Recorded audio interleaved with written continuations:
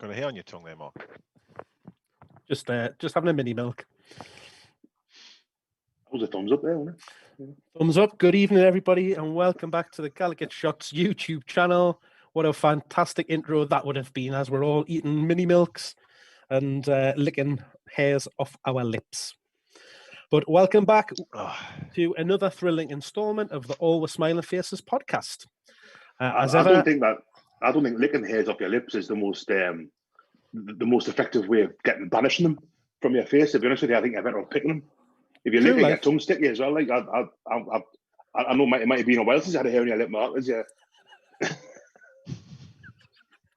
Don't know, like with this facial hair. Our face out. Well, as you can hear and see, I am joined by Bestie this evening. Good evening, Bestie.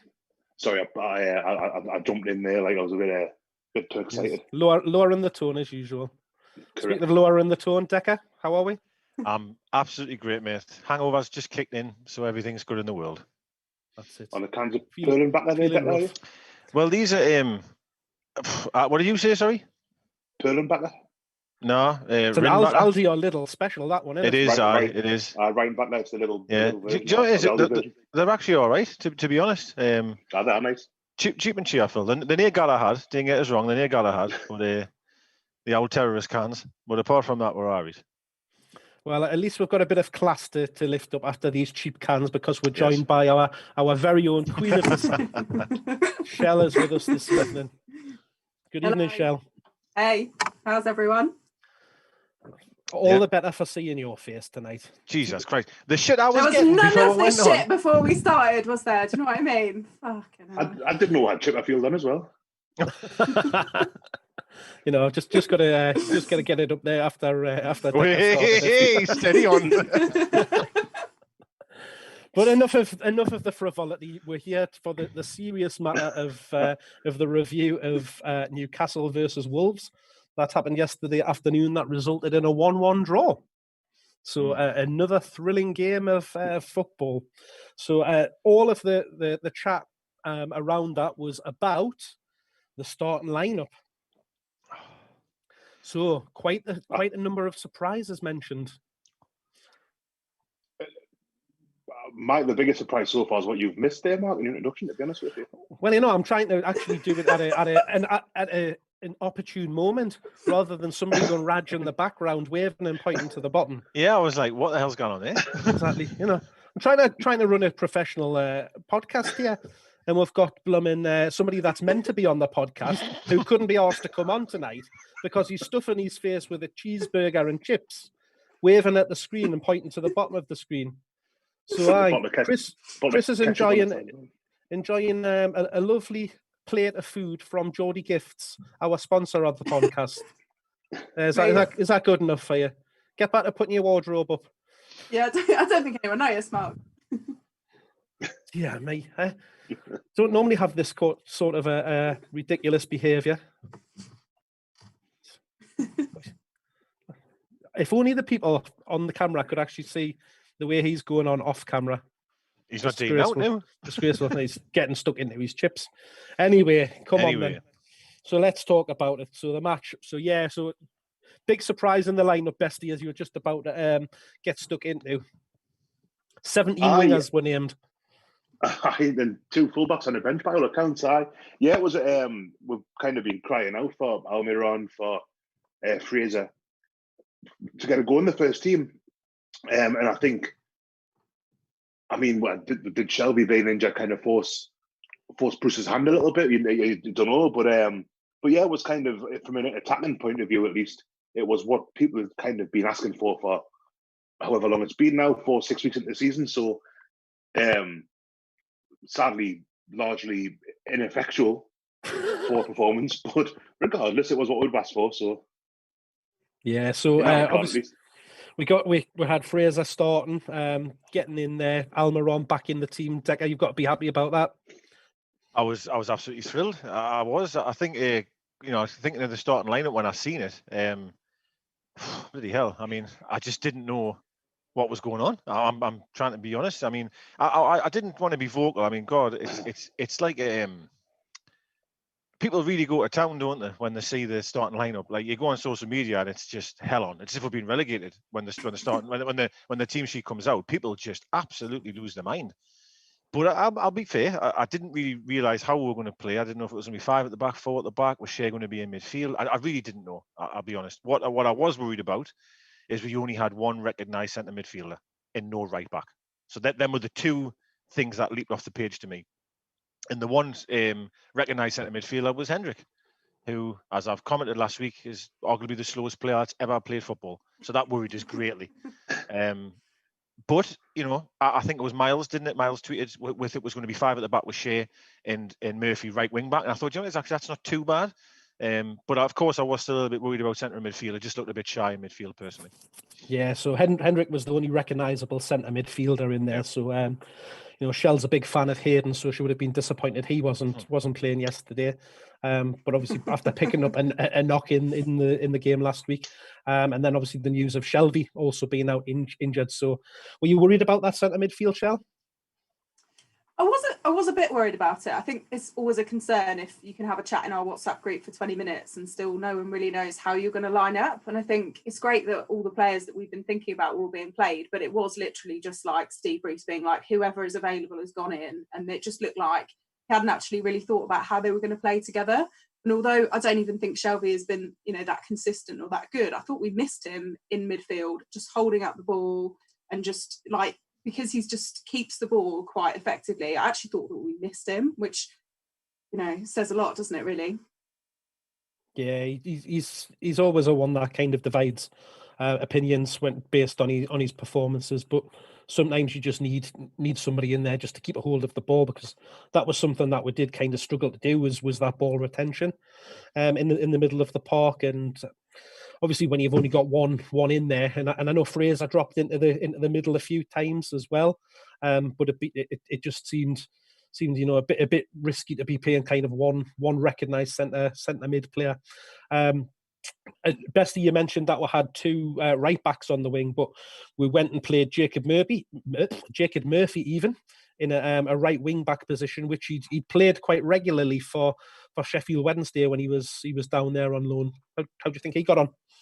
I think he did all right. I mean, obviously, when you pick up a goal from that position, it always kind of colours, I think, how people think or perceive you do have played. But I thought he did okay. It's one of those games that, even though it only happened 30 hours ago, I can't really remember any of it.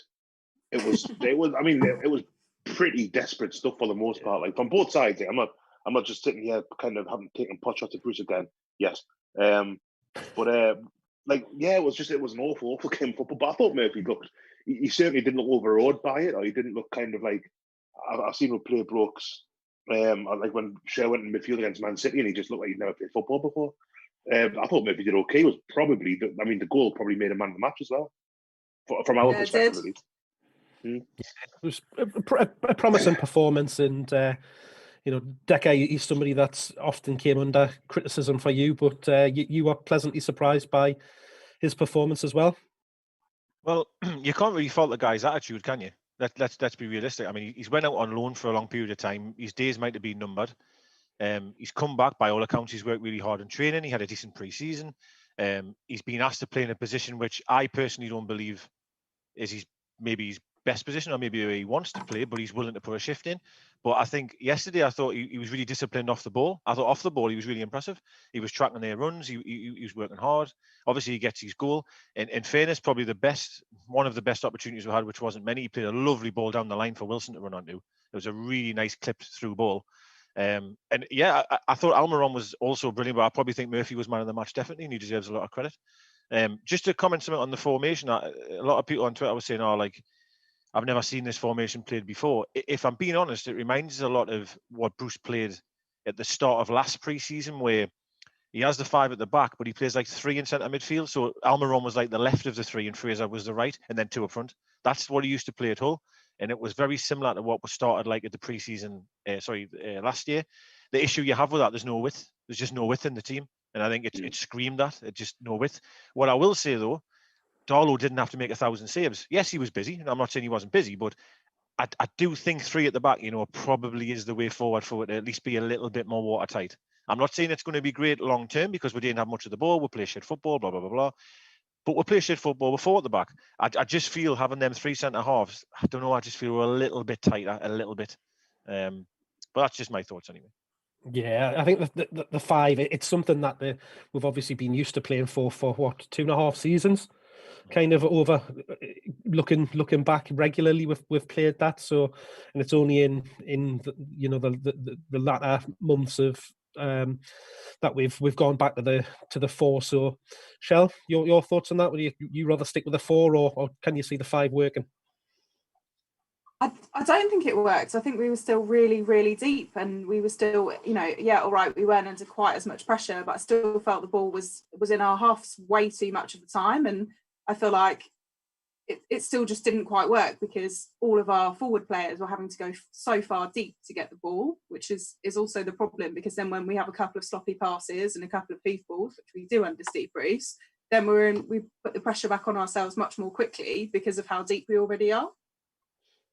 I agree with Shell there. Yeah, that it was the move from 5 at the back to 4 at the back last season that saw the little upturn in form they had before lockdown. If you think of West Brom and Southampton away, and that was when the performances started to pick up because we were just completely being overrun in midfield, basically, because we had the extra man at the back instead of being further up the pitch. So, yeah, I mean, it worked yesterday. I mean, it was horrible to watch, but it was a point in Wolves, who are, I looked online to see what their kind of fans were reacting about to it, because I thought, well, they can't be happy with that, and they were really quite. A lot of them were very anti Nuno in that sentiment.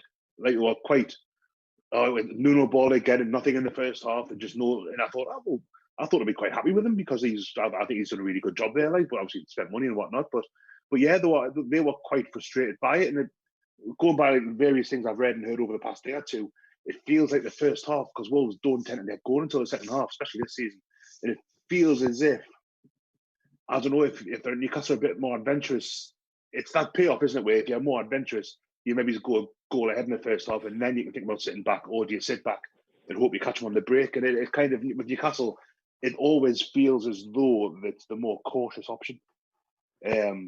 And this time it's worked. Next time it might not. Man United didn't work with it. So sorry, it's not the way that I want to play. That I really have to get this forward. Absolutely not. It's awful. It's absolutely awful. It's anti-football to a certain degree. I just feel like the last few weeks when I've watched it, it's almost like cannon fodder. Our teams are just flooding through it. Like Man United, man, it was just every single time they came forward, looked like they were going to score. And it isn't the way I want to play, but I just feel that I don't think we're really capable long term of playing 4 at the back under Bruce. I just don't think tactically we're good enough. I really don't. So I think trying to keep the back as tight as we possibly can might be shit to watch and it might be awful, but I think we'll stay in games longer by doing that. And the point about Wolves, it's funny, I did exactly the same, and they were all kicking off about him, and I feel as if they've just overachieved. Like, I think as a team, they've overachieved quite early, and I feel as if now the pressure's on him, because where do they go from there? It's as if it's his fault now straight away, but anyway, that's them, isn't it? It doesn't really bother us. Yeah, I was just thinking the same there. Like, Wolves, they've got to try, remember where they were 2 or 3 years ago. They weren't a consistently top Premier League team like they are now. So they've got to kind of think and look at where they've came from and remember that. And yes, it's all well and good kind of having a little bit of success, and maybe that makes you a bit greedy and you want more of that. But they're still doing well and still comfortable in the league. But is that enough? We see it a lot from our fans, certainly around wanting to be pushing up much further in the table and that kind of thing as well. So I don't know, maybe expectations are a little bit more increased down there because of the success we've had of late. In the interest of fairness, and I think it's true of any club, the half dozen tweets that I saw might not be representative as the Wolves kind of fan base. I can think of times when I've been on Twitter and seen Newcastle fans and thought, Christ, I would hate us if I wasn't a Newcastle fan. Many times I do anyway, to be honest with you. Yeah. So yeah, if any kind of stray Wolves fans have kind of wandered into the video, it might not be a kind of a large enough sample size to get a decent gauge. But yeah, they did seem quite irate. Yeah.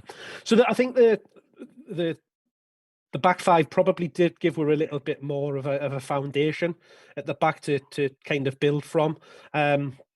The bit that kind of then happened in front of it again, Shell, like you were saying, around not being able to keep the ball in and perhaps not allowing us to attack as best we could. Probably comes back to something that you mentioned, Decker, around the lack of width. And do you think that moving St. Maximin into that central role behind Callum Wilson maybe took away our offensive edge a little? I'd probably say it did. It definitely did. It didn't work, did it? Let's be fair. It didn't work. It's funny, I touched on social media. I went on this morning actually, and people were just like up in arms about Saints' performance, and I'm like, Christ, like it's one game. Like, do you know what I mean? Like, come on. Like, but he didn't play well, and all right, fair enough. But you can't expect him to play the way when he has a good game for us. He's literally taking the world on, right? We cannot expect any player to be able to do that every single week. We just can't do it, man. But I do honestly feel that he's better coming from out wide. That's just my opinion. And I feel that, to Shell's point, though, it's absolutely correct that how isolated was Wilson again, man? I mean, how isolated? We had 6 attacking players on out of 7. If you think of the midfield and the forwards, there was 6 attacking players there. And the amount of times nobody's near Wilson, I just can't believe it. Honestly, I can't get my head around it. There was one attack where, and I've seen it screen grabbed on Twitter today, so you might have seen it, where Wilson's kind of carries the ball right hand side. And the camera pans out, and there's just nobody in black and white in the box. He's over in the edge of the box towards the corner, isn't he? Yeah, he's gone towards the right hand side, and it's just there's not a soul in there. And obviously, that's where he would expect to be normally, but no one's taking the gamble, and maybe that's what I've been told. I think it might still be 0-0 at that point. I can't remember exactly, but yeah, it was him, and then like nothing, like they were all like I don't know, the Hawthorns or something, like just miles and miles and miles getting the ball. The other thing I would say as well, and again, Shell's already said this as well, is the lack of ability to be able to pass a ball is frightening. It's frighteningly poor, right? Like there was times where people are under no pressure whatsoever, and we can't play a 5-yard ball. It just beggars belief. The best passage of play we had was along the back 3, like Shea to Lascelles to Fernand. It was the only time we could string some passes together with sideways along that line. As soon as we tried to move into midfield, we just lost the ball. Yeah, and then it went back to the keeper, and it was just like. And then what happens? Whack all the way up to Wilson. Poor lad hasn't got a hope in hell's chance. Hasn't got a chance of doing anything with it. Yeah. This is nice and negative, isn't it? This one. I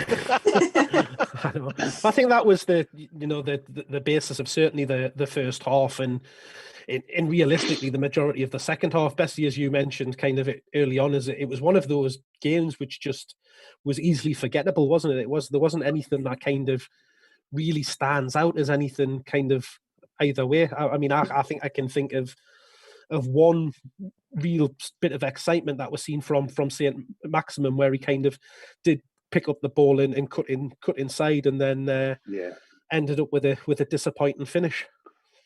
Yeah, that was probably the highlight. It's one of those games, like even maybe at the end of the season, you look back at it and think, they wore white shorts, and that's the limit of kind of that's how it's memorable. Like there's nothing St. Maximin. That was like the highlight of the first half for me. And it was St. Maximin he cut inside, dropped the shoulder a bit, and it wasn't a particularly difficult save for Patricio to make. Although having said that, it was probably a harder save than the goal. Yeah, I actually thought he did well, to be honest, because it took a wicked, not a wicked deflection, but it took a deflection. I tell you one part that I was really annoyed with Saint. I don't know if you remember, because I know you've already said you can't remember much about the game, but there was one where we did break, and Wilson played a lovely, one-touch ball, I think maybe to Almer, I'm not quite sure, more a break. Yeah. Wilson then went into the box and he gave it to Saint out wide, and I thought, this is a real good opportunity to get a ball in the box, and he just stuck it out to play for a goal kick. That was really annoying, because that was a good break. In fairness, Wilson did brilliantly up front.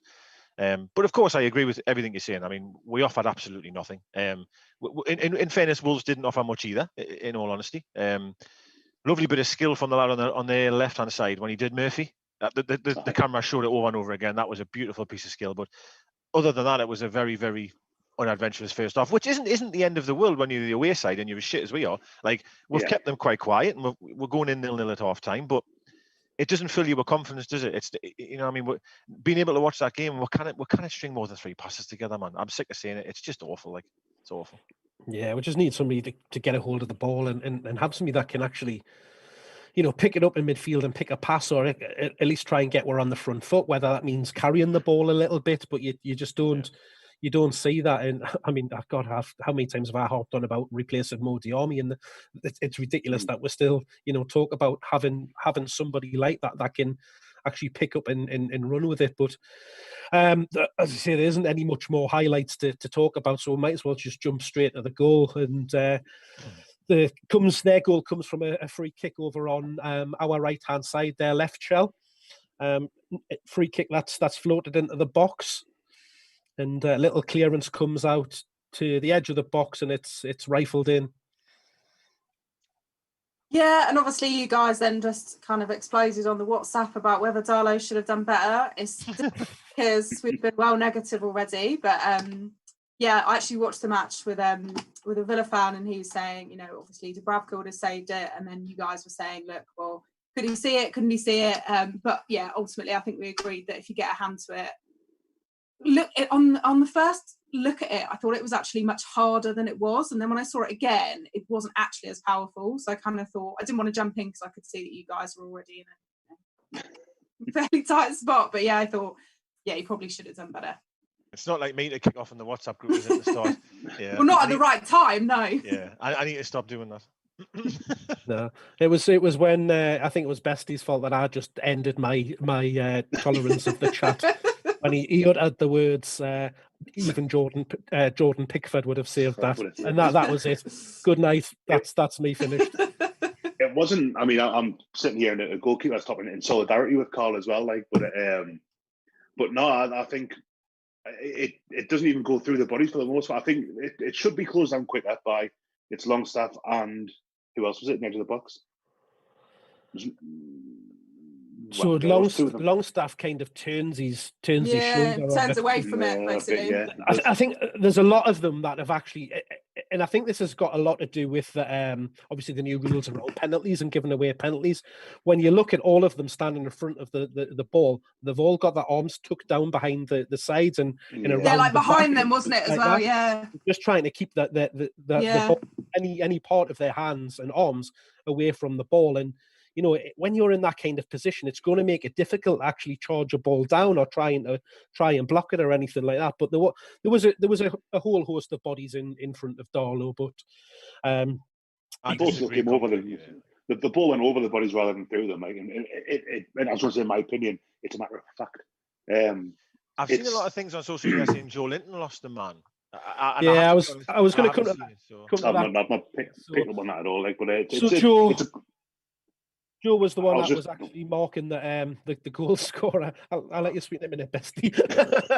he was the one that was marking the goal scorer, and he basically he kind of stays in the box as he floats out to the edge, and some people are saying, should Joe have gone with him, Decker? I think that's what you were just about. I didn't see it. Truthfully, I'm not having I didn't see it, but a lot of people were saying that Joe lost his man, and I must admit that. Because of the replays in the chat we were having, I was only judging Darlow. Does that make sense? I wasn't really looking at who was marking who. I was just judging Darlow. So when I went onto Twitter and I seen a lot of people that I know saying, "Oh God, Joe Linton's lost his man," I was like, "Oh, I didn't actually see that." So I just want to know your opinion on that, really. Yeah. So Callum has sent us some screenshots of it and highlighted them. So I'll retweet them out now for anybody that wants to have a look at them. But he's basically marking them in the box as the free kicks there, and then. He kind of holds his ground in the box as I say, the Wolves striker goes back out to the edge, which, to be fair, it's quite clever play from him to drop out of the box as their main kind of threat, just to pick up any loose balls, and then it works out well for him because it just drops to him nicely and he hits it. So have you seen your phone, Mark? By the way, have you seen your phone? Adam's wanting to stop. I think. I think he's wanting to pause or something. Is it Ari? All right. Well, it's live, lad, so gives a break. But he just said that he said it's jittery or something, and restarted. I've just seen that. Yeah, there's so stream's playing up. So yeah, apologies if anybody's getting any issues on the stream. Everything looks all okay at our end, but these technological interruptions can't be helped from our side. But yeah, Bestie, go on. Sorry, Bestie. I was going to say, Bestie, what did you think? I mean, from a Wolves perspective, it's a great goal. Jimenez's movement was superb, like as you said there, Mark. Like, from to read it. And I think Joe Linton getting abuse is pretty harsh, given that if he's marking a man and his man makes a move to outside the box, he's probably thinking, well, I'll just get in between him and the goal here and I've done my job. So I think, I mean, if you're going to stick your man all that way through, I think it's a bit unfair. Like, but yeah, I think it's savable. I think, not to sound like Graham Souness too much, I think he probably goes for it with his wrong hand. Yeah.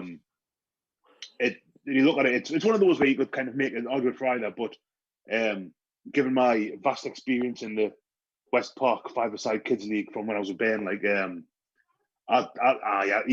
if he saves that, it's not a great save.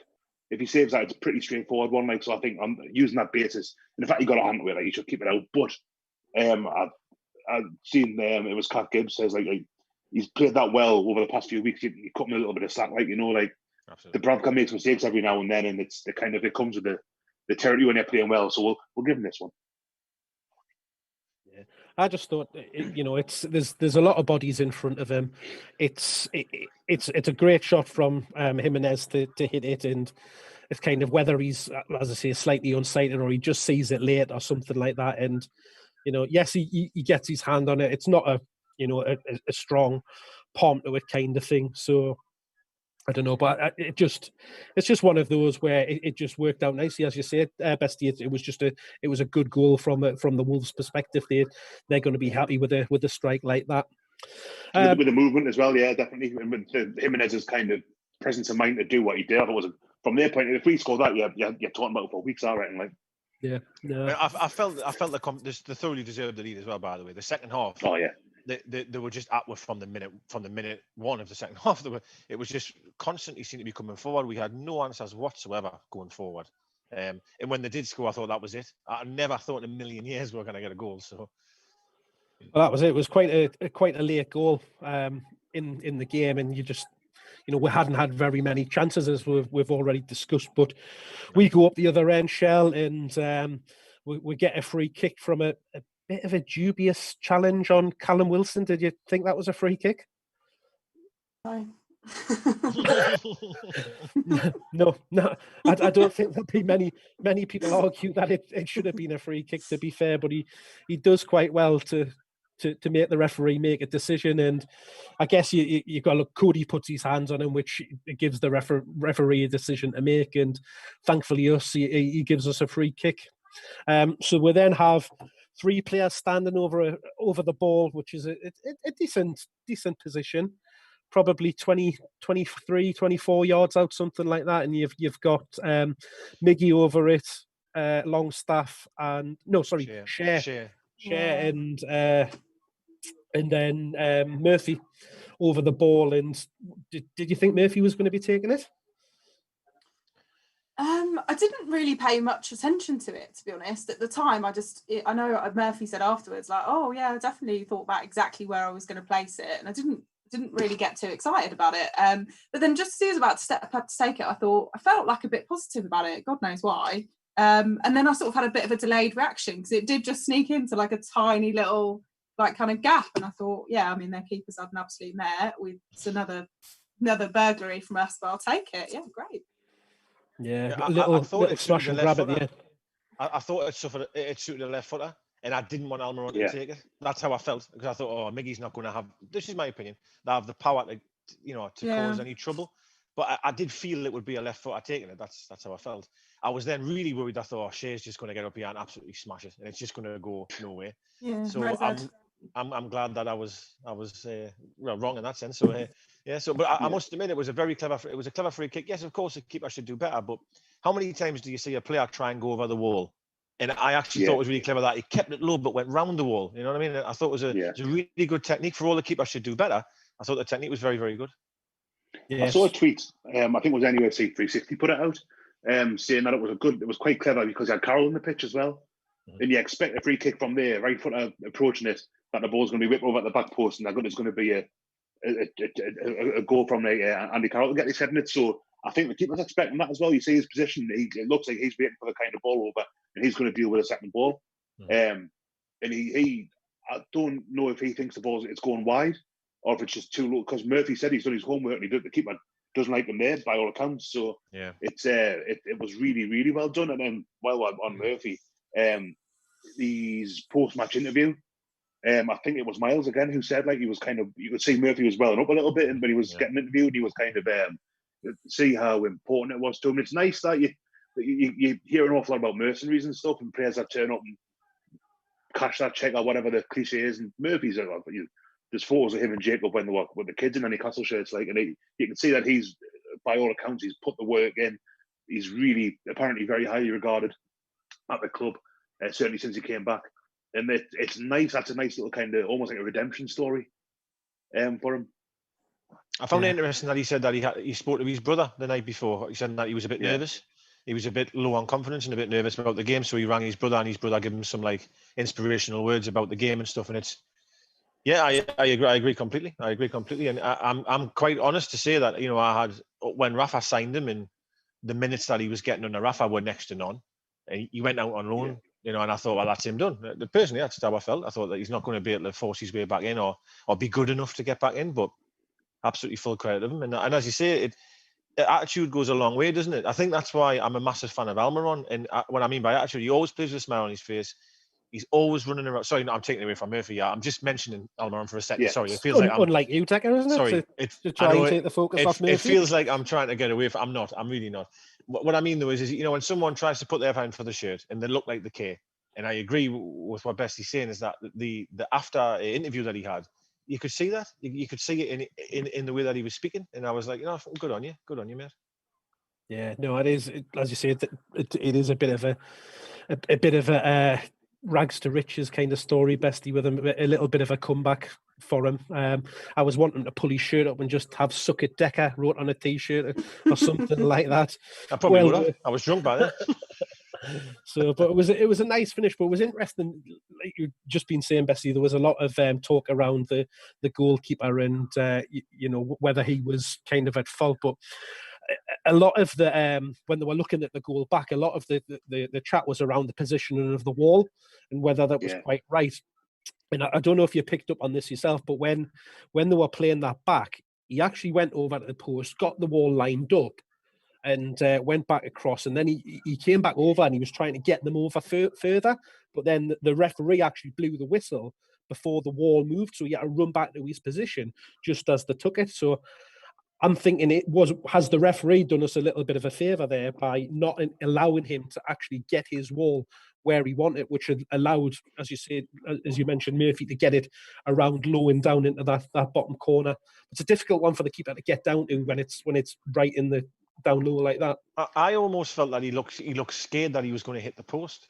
The keeper looked like when he gets his hand of it, his body is a bit worried that shit, I'm going to clatter this post here. Whereas if he just gets across there and doesn't think about hitting the post, I think he saves that. But I watched it a few times and he just looks a little bit timid of like, fuck, I'm going to hit this post here.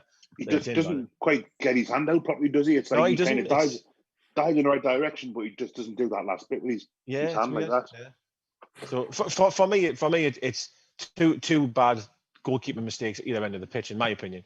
I agree with that. Yeah. That's how I feel. But we've shithoused for weight of a point again. And I think we're all in agreement that yes, it's a really good point, right? Of course it is. I think it's a great point, but it's the manner and how we're getting these points or getting these wins. It's just not good, is it? It's just not good, and I think that's what worries everyone long term. Like you just think I see this every single week about it, is that we'll play absolutely dross. And then we'll have a week or 2 weeks training. I think, right, okay, different system. We might play a bit more better. And it's just the same shit again. It's just the same again. There's nothing new. I don't see anything that gives us any type of hope moving forward. Yeah, it's kind of goes back. I mean, what I was saying last week was if Newcastle keep on playing the way they are, they'll go down, they'll get relegated before they kind of push up the table. It sounds like a ridiculous thing to say after a 1-1 draw away at a side with as good as Wolves have been over the past couple of years, but it's the performance, and I don't like it when you see the slanging matches on Twitter afterwards. And Luke Edwards was saying, "Oh, you've got to look at the bigger picture, get away from all the other things, look at the results," and think, well, that is getting away from the bigger picture. The bigger picture surely is the standard of performances and 6 wins in 26, is it something like that? And it's kind of after every game now, after the Burnley game with the 1-3-1, after the Man United game, we got beat 4-1, or yesterday with the drew 1-1, there's always a slang match. It doesn't matter what the result is now. People go look and poor. I say poor Luke. Obviously, we'll talk to him later on in the week and stuff. And I think he revels in it a bit. Like, but if we win, people go straight for him. Oh, where are you? Where are you? Did you miss this one as well? Did you miss it? It's like, lads, just kind of enjoy the win. Yeah. But it's a bit of a shame. But I mean, I'm kind of getting away from that kind of thing. I think it's a good result, not a great performance, but it was a good enough performance for that 90 minutes. So if the demanding a team that tries, not a team that wins, or whatever it was, they're a team that tries at the minute, for the most part, and that kind of scraping by. Yeah, there's a bit of chat in the YouTube channel there around the fact that at least we're picking up points, and although the performances are great, we're getting points on the board and making sure that we're keeping ourselves in touch at the right end of the table rather than scraping around at the bottom. So, Shell, are you happy to be at least picking up points even if the performances aren't kind of setting the world alight?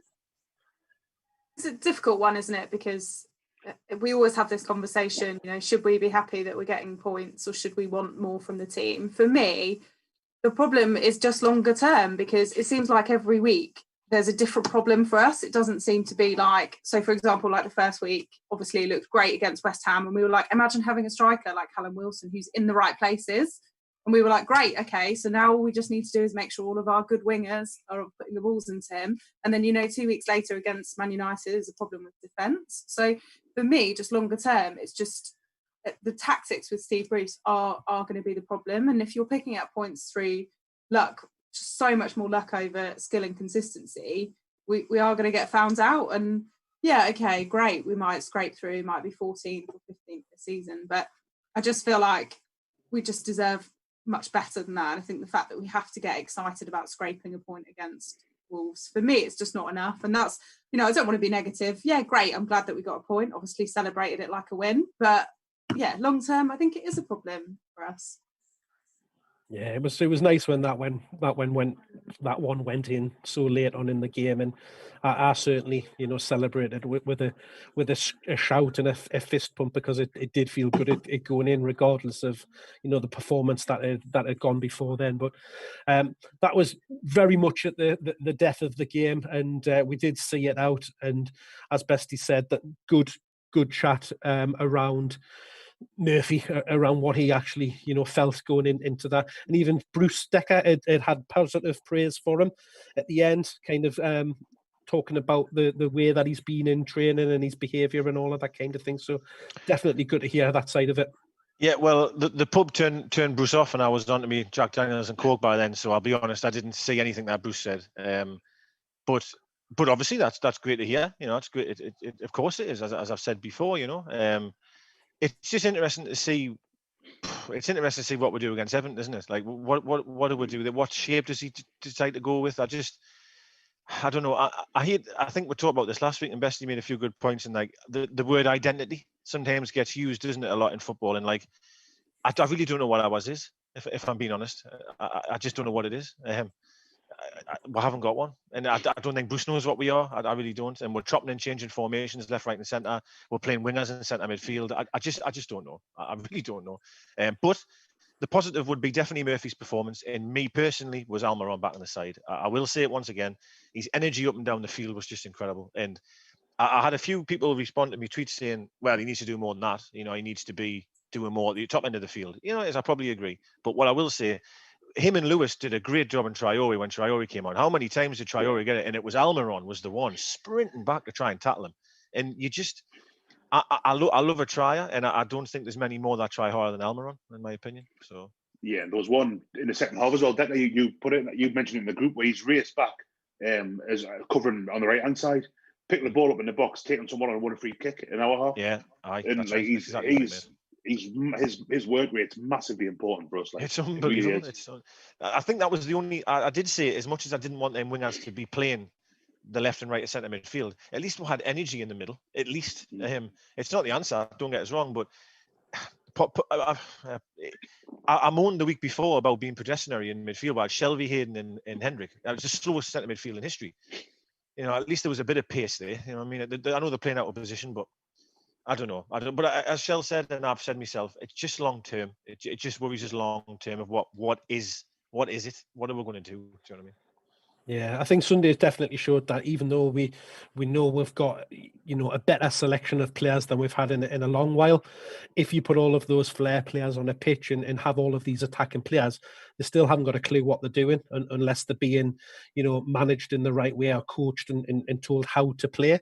You cannot just expect to just chuck all of our attacking players on the pitch and just expect it to gel. So there's definitely work needed there from the coaching staff and the manager.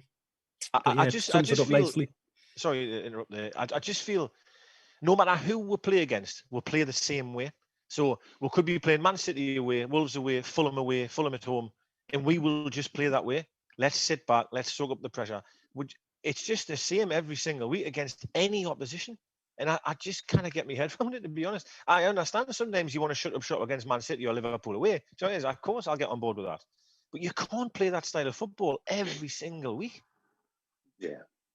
It's got to be horses for courses, doesn't it? So well, you would expect so, wouldn't you? Sure. Go with the right selection and the right personnel, depending against who you're coming up in the games. So we've got a few questions in now. So there wasn't much left of that game when we did get the goal. So I think we can draw a line under that review and put it to bed as one to forget, which I think we tend to be saying this quite regularly at the minute.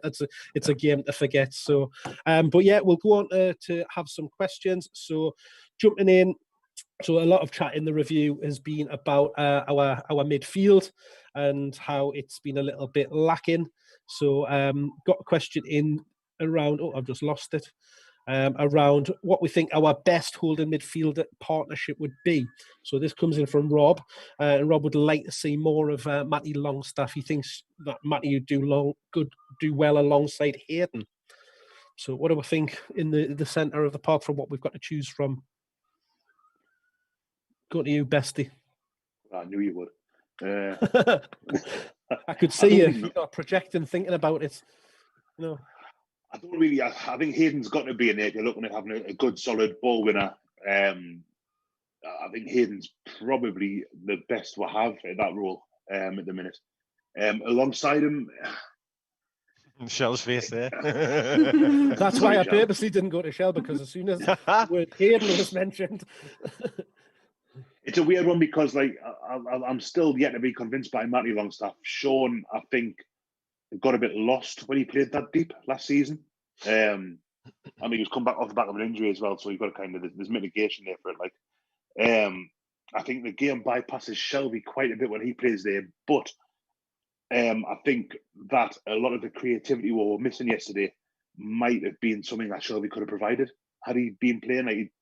I think Decker kind of says he is slow, and he'll play 8 games out of 10 where he's playing or whatever, where he's kind of nothing really happens for him, nothing works. But that odd 2 games or so, he might make a goal or he might make something happen. And yesterday could have been that kind of thing because we were lacking creativity. So it's really hard to say. I think Hayden plus another.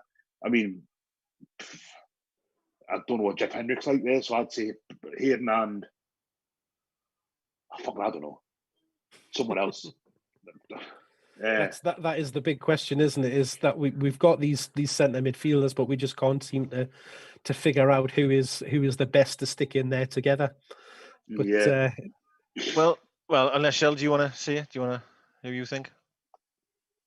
I think I agree with everything that's been said. Weirdly, I just feel like I haven't even seen enough of Matty Longstaff recently to say how he would all gel together. I think that's part of the problem. We're just putting in so many different random players. And I think to go back to the point before, I appreciate Steve Bruce is picking random selections.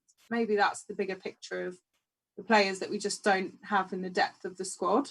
I'm a big fan of Shelby, and I think that would potentially work with Matty, because I think I'm a fan of Shelby, and I think that he would have added some calmness, or appreciate some people would say slowness, to the game yesterday, and would have just calmed things down a bit, and that would be a good combination because Matty's obviously a bit more attacking. So I think that would work for me. Obviously, I'm not going to say Hayden, but he is quite solid.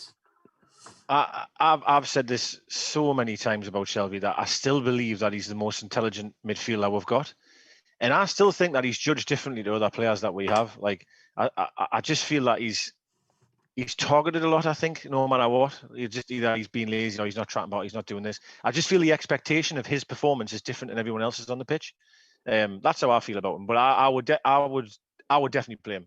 I just would. I wouldn't play him if he's got a groin injury, unless Bruce has been doing, but I wouldn't do that. But I would play him. I'm a big fan of three in midfield, and I've said this for so long, that I just feel that we are so poor. If you could have, say, Hayden, Matty and Shelby, or maybe two sitting midfielders, and you're trying not to have Shelby. Everybody wants him to be this complete midfielder, which he's really good on the ball, but he works really hard and he's getting back tackling. I don't really think that's Shelby's game. I don't think Shelby's ever going to be able to bust a gut and run the whole pitch and slide and tackle and win balls. 9 times out of 10, when he goes for sliding tackle, everyone breathes in massively because the shit's he's going to get sent off.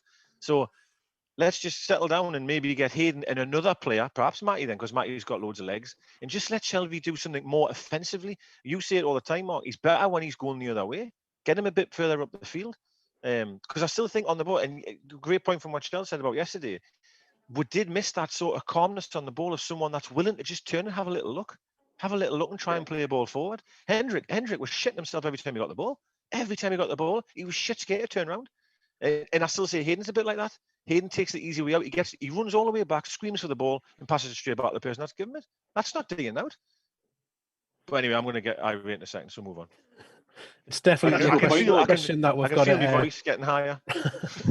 It's definitely a question we've got to address, isn't it? Because Shelby's going to be out for at least 4 weeks, I think, is the rumour at the minute. So we definitely need to get somebody in there, Bestie. Oh, yeah, absolutely. I think Declan made a good point there as well. I don't think that Shelby is best suited playing deeper. I think he's better playing further forward, but invariably he's part of the two, or if they play that way. In my head, the best way for us to play is to have 4-2-3-1. And Shelby always seems to be just in front of the back four, kind of quarterbacking.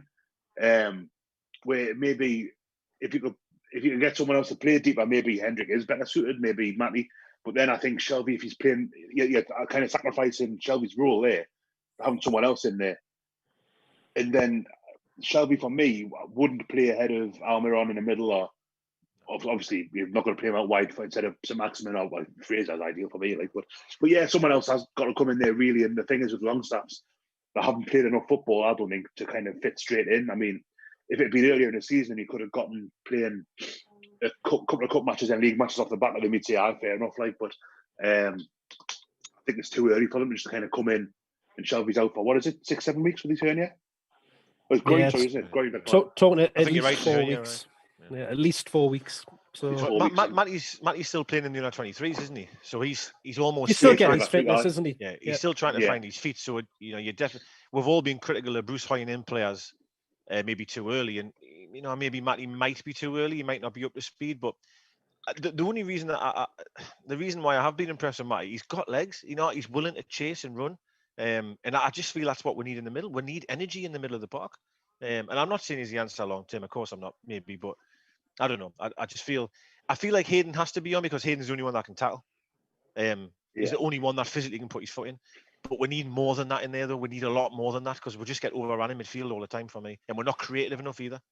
It's quite ironic that we've got a central defensive midfielder that's sitting in the squad and has done for the last 4 years and doesn't get a game and doesn't even get a squad number in Henri Sevier. No.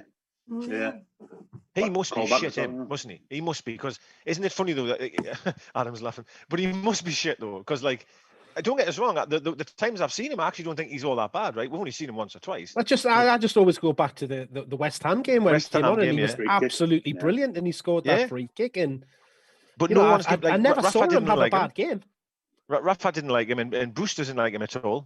He must. Does he go into training with a cigar and just goes, "I can't be arse, lads"? What does he do? He must be really bad not to get in. He's quite well thought of, though, isn't he? By the club and by I think the staff as well. He's liked. I think he's going to be an all right lad. He's just not very good. But then what we've seen him, I've never kind of watched a game. I don't remember watching the game that he played, and then when it ended, going, God, he was shite today. Nah, he always. It's just bizarre because he was, by all accounts, quite highly regarded as well when he signed. It's just a really weird. It just obviously hasn't worked. But I mean, have we tried playing Joe Linton there yet? Well, it's funny. We actually have had a comment in around could Joe Linton drop back into central midfield because he does look a lot more comfortable holding the ball and getting involved in other players. So it is a shout. He's about the only one that we haven't mentioned of playing in the middle of the park. So yeah, this is how desperate we're getting to try and fit £40 million into your team. Yeah, not me. We'll have him centre half in a minute to get him in the team. No way for me. Like, sorry, nah. Put me in goal. He would have saved that one yesterday. I tell you. Probably. Yeah, give over. So Decker, one for you anyway from our friend in Wales, Neil J.R. Do you think Murphy will start next game? And if so, whose place is he taking?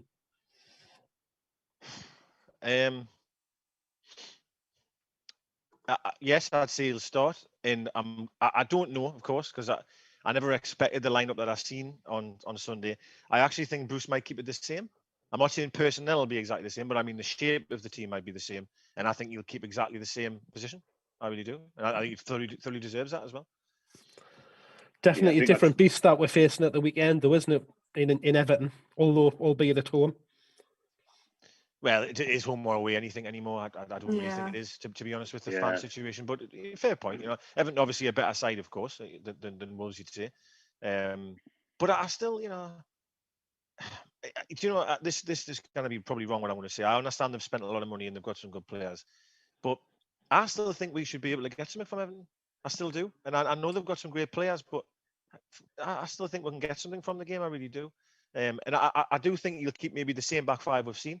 Maybe other personnel might change in front of him, but I think that what we've seen on Sunday in terms of that, I think he'll play again, and I think Murphy will start. I think that's probably right, Dick. I think Bruce likes to kind of reward what he considers a good performance. I would say it wasn't a great game yesterday, but to go to Wolves and get a point is probably as good as we all would have hoped for. So by that rationale, probably is a good performance, or a satisfactory one, at least an effective performance. So yeah, I think he probably would stay with the same team. I think Everton, though, I mean, I don't think that. I mean, at the top of the minute, or they were last time I saw. I don't know if anyone kind of could have caught them today. And they've been really good, but I don't think they've got massive strength in depth. I think that they got beat this weekend. Obviously, Richarlison was out, suspended. I think Seamus Coleman. They're a good side, but when you scratch beneath the surface, I wouldn't say they're to be got at, but they haven't got the same quality kind of in like that Liverpool have got, or Tottenham have got, or Man City, big pardon, have got. So that it wouldn't be a massive shock if we got a result. And let's not forget they've got a pretty dodgy keeper as well.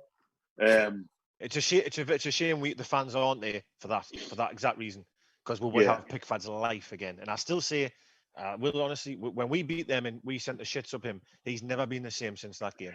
He really hasn't. He hasn't at all. No. So something happened. Something like part of his brain fell off or something like it. 100%. Yeah. His arms got smaller and his brain fell off. So there we go. Yeah. Well, that's how the dinosaurs went extinct, wasn't it? So came along to St James's Park and ruined them. But only allowed Salman Randon go. Well, it was nice though, wasn't it? But Shell, I'll come to you on this one, because I know how much of you love this topic. The T word, it won't go away, and there's questions being asked around the takeover, and this time it's Daryl. So it's in a roundabout way that he's mentioned in this one, and it's linked into the statement that came out earlier this evening from our esteemed owner, Mr. Mike Ashley, who has reacted to the Premier League's $14.95 pay-per-view deal. So for anybody that didn't see it, so Mike's put out a statement, and I can't be the only one whose arse nearly fell out when the notification popped up from NUFC around Mike Ashley makes a club statement. I nearly had a heart attack at that point. But the statement was that he was calling on the Premier League to act and review the pay-per-view costs, because he didn't think that they were fair, and he thought it would be a much better idea to charge £5 instead of 15, and then make a split between divvying out the money to the lower league teams as well as the Premier League, which is very, very unusual for Mike to come out with something, nice and sensible like that. But the question that Daryl's kind of posing around that is he being told to make these nice statements by a potential new owner? Firstly, I think obviously I look at everything from a lawyer's perspective. It's very easy to come out and say, I'm making big calls now for this to be changed when you voted for it, right? So it's very easy to now say, oh, well, actually, this is what I think. But when we were all in the room and the money was on the table, I actually did vote for it. I think that's very Mike Ashley. I don't know what he's proposed, like what calls that he's actually making, what kind of challenge he's actually making in relation to that. I think it's just a very easy statement for him to make. Is it possible that he's the kind of owner that could be told when he's in the middle of perhaps some sort of ongoing takeover discussions, Mike say something nice to the press? I don't know what you guys think. For me, I just think it's just an easy statement to make to try and pacify the fans. There's obviously been a lot of pressure this week about food banks in the northeast, food banks across the country in relation to the political point. I think it's just an easy PR point, and his media team have probably said, why don't you say something about this, Mike, now that you're trying to be, a bit more of the nice guy? I think it works for him to be the nice guy if he's going to remain the owner and that there aren't, as much advanced ongoing talks as we would like. So I'm a bit sceptical of it as a lawyer. I'm not sure I'm buying it. But yeah, what do you guys think? I thought it feels like it does feel like a really, really easy kind of bit of PR for him. My only kind of, even that's inconsistent with what he's done so far. He's never been one as Newcastle manager. I can't think of a time where he's, apart from when he would rock up with Baja or Blue Bamboo, with his Alan Smith shirt on and buy everyone bloody whatever the cheap cocktails were, the absinthe cocktail he still there, that was rank. Beachy bought me. But he kind of, like, for the past 10, even longer, more years, like, he's never struck as someone that was that bothered about PR. So this one, that's what kind of threw me a little bit. I'm thinking, well, yeah, it is. To say that, and like Shell says, I mean, he voted for the £14.95 pay-per-view thing, so it's not as if he's kind of, oh, this is outrageous. The first I've heard of this, they've done what? He knew about it. He was in favour of it. It's like, well, he said that in his statement, didn't he? Yeah, I was just going to say he said, I know I voted for it, but at the time they give us no other option of getting the games on telly. That's what he said. I didn't vote to starve kids. Which I've seen quite a bit this last few days. But yeah, I wouldn't regard takeovers unless he was baking a loaf of bread at the time. I wouldn't really read too much into it. Like, from what I've seen over the weekend regarding it, I'm a little bit less confident about it than I had been prior. So somebody that got a mention earlier on, Luke Edwards, did pour scorn on the statement, saying that Mike Ashley has made more statements in the last 3 months than he has in the entire history of being at the club. So he's saying, call me cynical, but it doesn't smell like somebody that's actually wanting to sever ties and move away from the club. The opposite opinion to that is, again, he's putting the boot in on the Premier League and trying to stoke up the fires there with the ongoing court case that the ongoing legal action that he's trying to take against the Premier League. So there is a bit of a fuel to the fire either way that you look at it. But the other bit of fuel to the takeover fire, again, Shell, one for you, because this is being asked directly to you by Keith, and it's what are your thoughts on Jamie Rubin stepping down from the QPR rule and the related tweets on Twitter? Do you think there's any substance, and do you think it means anything to the takeover, or are we all just being played? I've tweeted about this a little bit. I think and I've said this, I think it's quite odd timing. I think there's definitely something to be read into it, but I'm also just like you guys, I'm just a bit sick of it, to be honest. Like, just think, I don't want to get people's hopes up. Like, I get my DMs just get flooded with people who actually and this club is like, I bet they do, Shell. Hey. It's a entire city, and we deserve so much better than Mike Ashley. So it's frustrating to keep getting your hopes up. I do think that you could probably read something into the fact that that he's resigned. Yes, I think there's a lot going on behind the scenes. I've never been one of those people that's in the know. I didn't even realise that that's what those 3 letters stood for. But I have been talking to some people who are at the bar. There definitely is some stuff going on behind the scenes, but it's all just going to remain confidential, and all that I can do is speculate on what legal documents might mean or what they might not. And I think he has stepped down. Obviously this would have been massive news a few months ago, but I still think that is quite exciting, and I think I'd say I'll keep an eye on Company's House, but I know that everybody else will do it for me and just, blurb my mentions when it happens, and I'll try and, get some more insight when it happens. You don't need to worry about working out what the 3 letters stand for, Shell. We're more interested in hearing 4 letters, which are CANS. So I think you've heard it here from Shell officially, is that the cans are still chilled and on ice ready from that. So yeah. Do you reckon anyone still got the takeover cans? Like, anyone on Twitter or anywhere that's actually got? You still got yours? I've kept 2. I've still got 2. So this I had a They'll be out of date by the time you phone. And I've still got 2 left.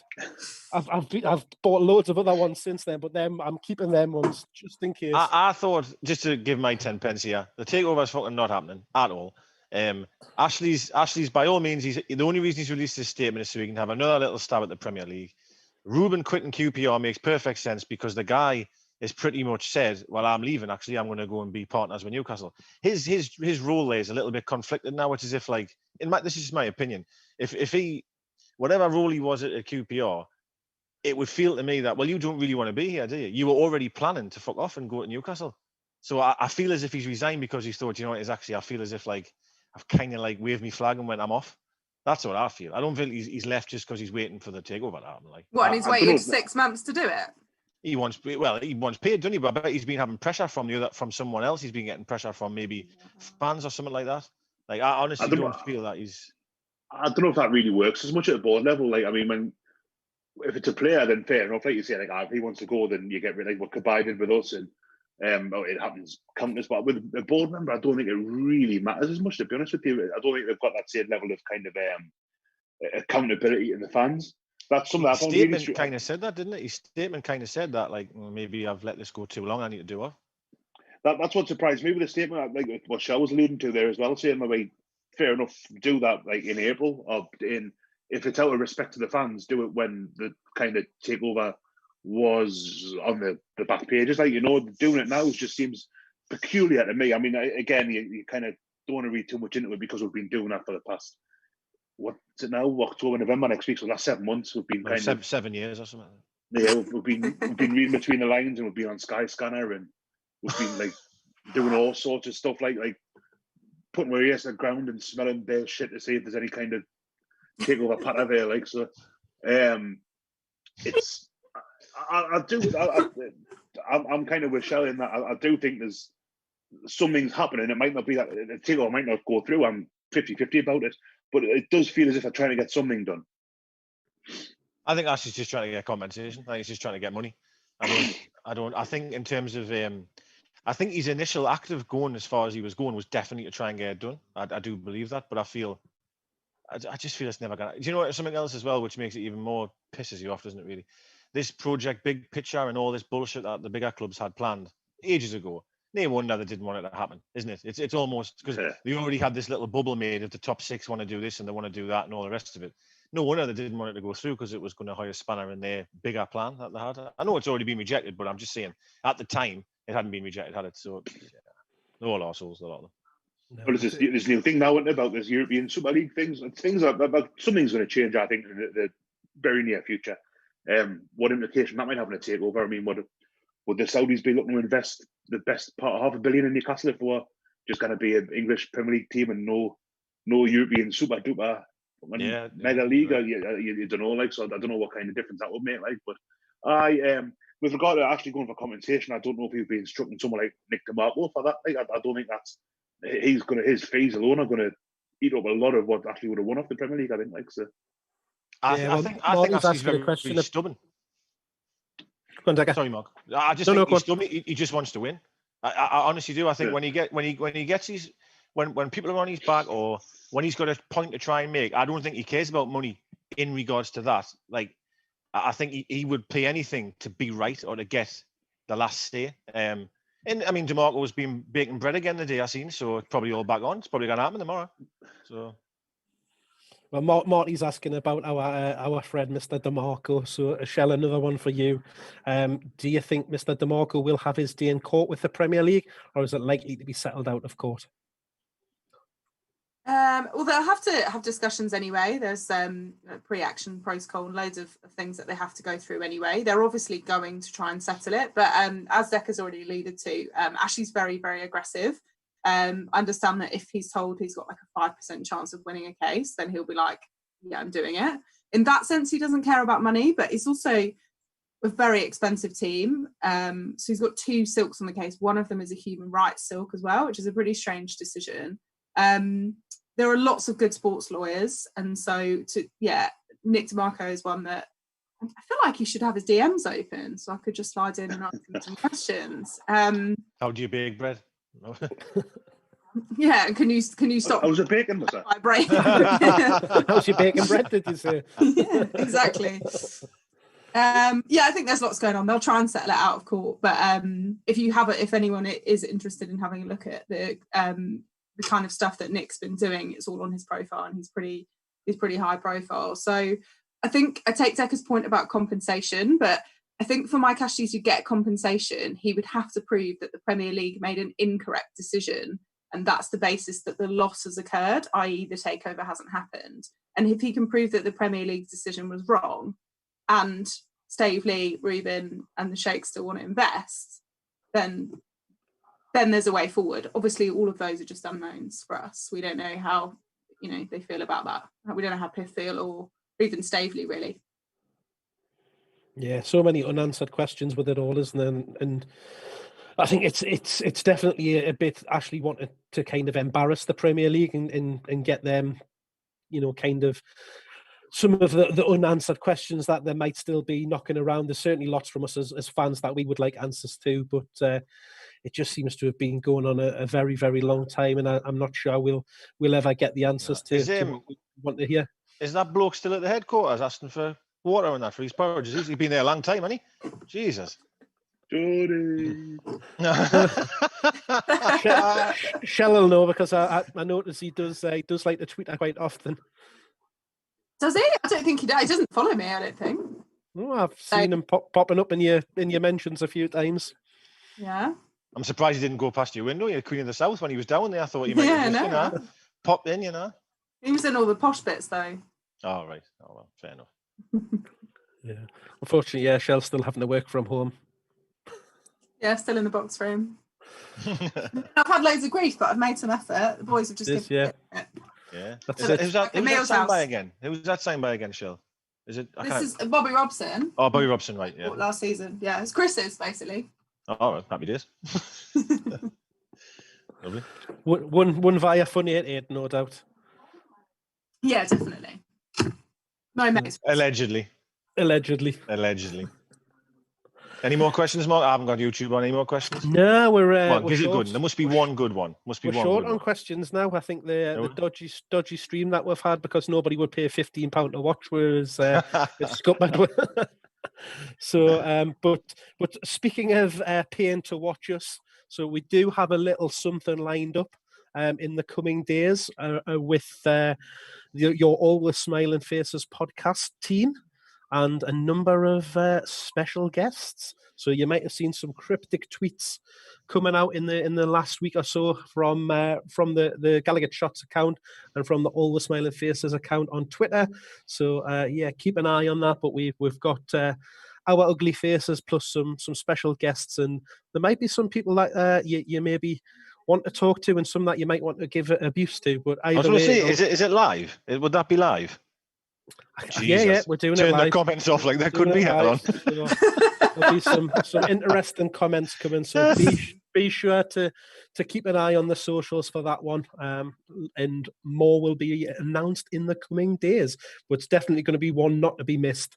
And as ever, we will be trying to raise money for the NUFC food bank, because we can't push any trolleys from South Shields to Newcastle this year for obvious reasons. So we're going to try and do something a little bit different, but by giving you guys some entertainment as well. Not to be awful, but it's not the worst decision, right? That we don't have to push these trolleys. I don't mean to be awful. But... apparently it was a nightmare for you carrying that flag decker, wasn't it? Yeah, it was. Apparently I didn't out, apparently. So, yeah. I mean, me and Bestie had to single-handedly push 4 trolleys each. Yeah, I bet. An incredible hook over there. So, no, but yeah, we are looking to to raise some more well deserved funds for the NUFC food bank and get them in. So, but we've got one question that's just came in from Callum, so we'll end on this one and then bid you farewell. So I'll get all of your opinions on this one. I'll come to you first, Shell. So Callum is asking, do you think we should get rid of Steve Harper as first team coach because he doesn't understand why we got him in the first place? So Steve Harper, keep him or sack him? I just don't know enough about it, to be honest. I mean, he's a great keeper. That doesn't necessarily mean he's a great coach, does it? No, I'm a fan. Let's keep him. I mean, Steve Bruce is by far our biggest problem. Bestie from the Goalkeepers Union? Oh, you've got to give him a pay rise for me. Get Shane as well. To be fair, I'd probably be happier with Shane than Harper. Send them down that massage parlour on Pink Lane for once or twice a week as well, just for a bit of a treat. Which one? No. I don't know if I'm allowed to say. There's a few, isn't there? That's escalated. I can think of at least 4 when I've walked up and down there. Just check your phone, Mark. Check your missed calls and stuff. Check my Facebook check-ins. Becca, Steve Harper, are we keeping him or are we sacking him? Well, it's not exactly a problem area. You know, I wouldn't say that. I don't know. Because tactically we've been brilliant, haven't we? Well, no, he's a goalkeeping coach, isn't he? Did you say there? Sorry, is that what you said? I missed the question. First team coach.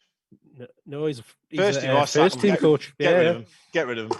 Get rid of a lot of them. Agnew needs to go. He can drag Agnew with him. Well, that's it. He's basically him and Agnew are the main. Right. Well, and one other guy who's I've got no idea what he's called, but they're the honestly, three that are kind of responsible, aren't they? Clements is meant to be quite good from all accounts, but I must admit I do apologise. I should know the answer to that, and I actually thought he was a goalkeeping coach. I didn't realise that he was actually a first team coach. So maybe that's why he'll play so many long balls, and that's how he might train him. That's just what you do, lads. Just hoof it 40 yards. All the best.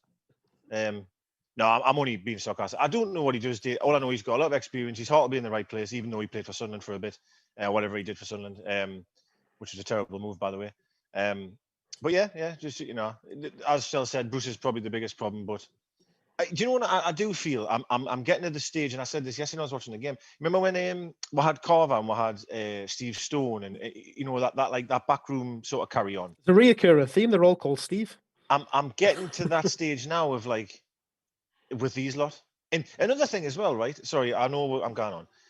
Steve Bruce has the worst record in history, right? Doesn't he? We've proven his Premier League record is the worst out of any man. You've got Pulis on there, you've got fucking Mark Hughes on there, and he beats them all. But he still carries the same staff everywhere he goes. And I never understand that. Like, all right, they might be your friends.